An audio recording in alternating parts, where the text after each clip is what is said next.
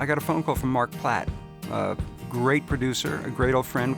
He says, so Jonathan, I've got this screenplay. It's an original, done spec by Diablo Cody. Meryl Streep is attached. Would you like to read it? So I read it that day, and I reacted to the story and the characters with great excitement. It's nice knowing that if you want to, you're going to do this movie. So I was thrilled. If there was ever a script for Jonathan Demme to direct, it was Ricki and the Flash.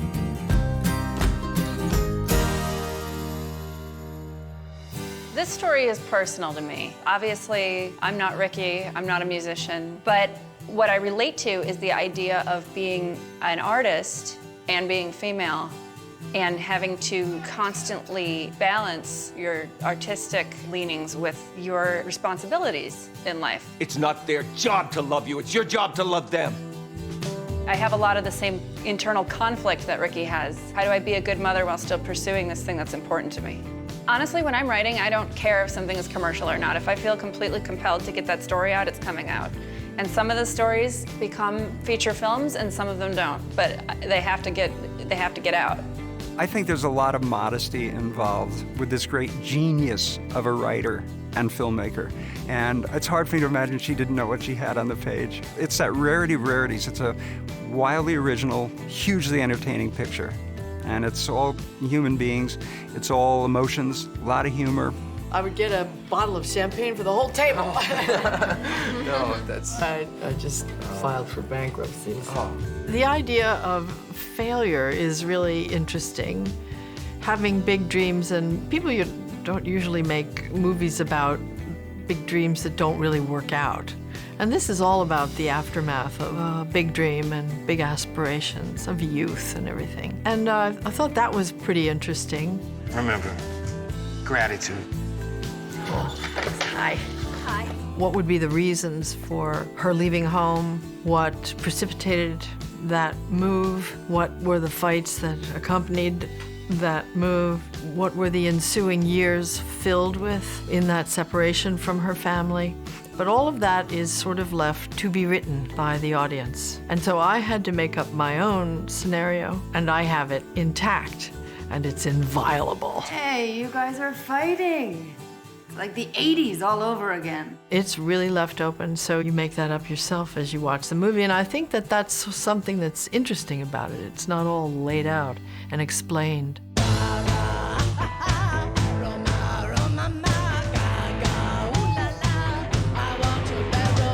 With this kind of character-driven dramedy, what we have to do is to make people feel like this is real. I wanted this great band with Meryl at the center to really get out there and really play. And to have the people at the club and at an event that they play later really dancing to their real live music. Nothing beats dancing to live music and the band is right there on the bandstand. You're 6 feet away. Jonathan was adamant about it, that the music be performed live.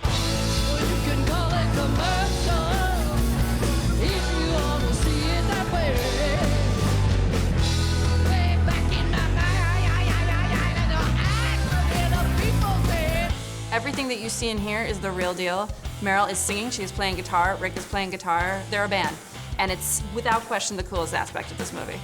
Well, I don't play the guitar, so I had to learn rhythm guitar, which was really fun. It was not a surprise that Meryl would undergo that challenge to learn guitar and to perform it live on screen. Any rock and roll film I've seen, unless it's a documentary where they're really playing live, it doesn't ring true. You can tell they're lip syncing.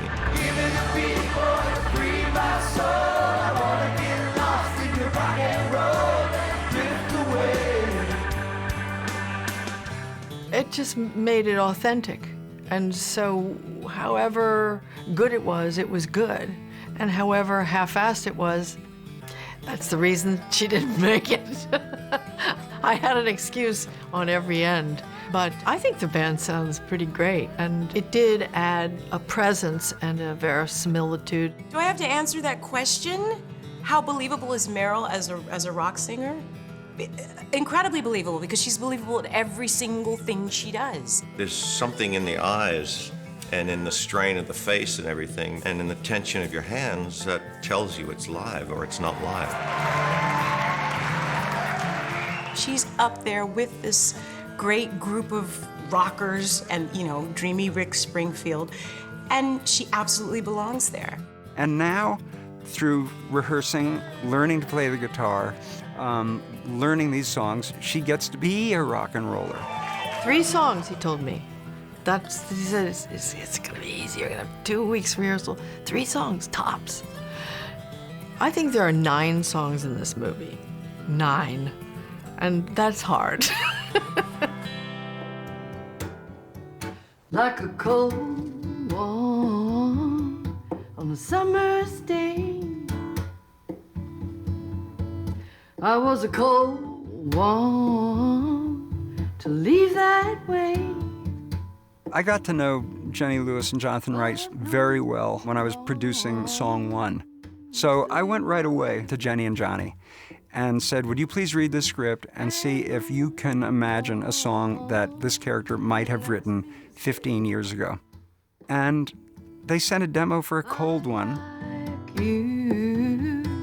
You're a lot like me. I still have your album.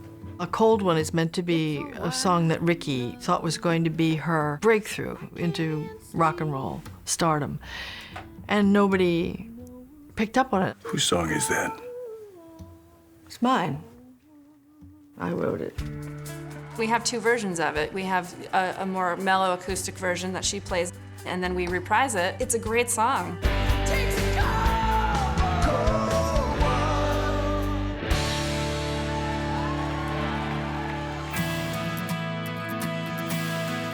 She has a whole different look you've never seen before in both hair and makeup, and appropriate to this rock and roll singer playing dive bars in the San Fernando Valley.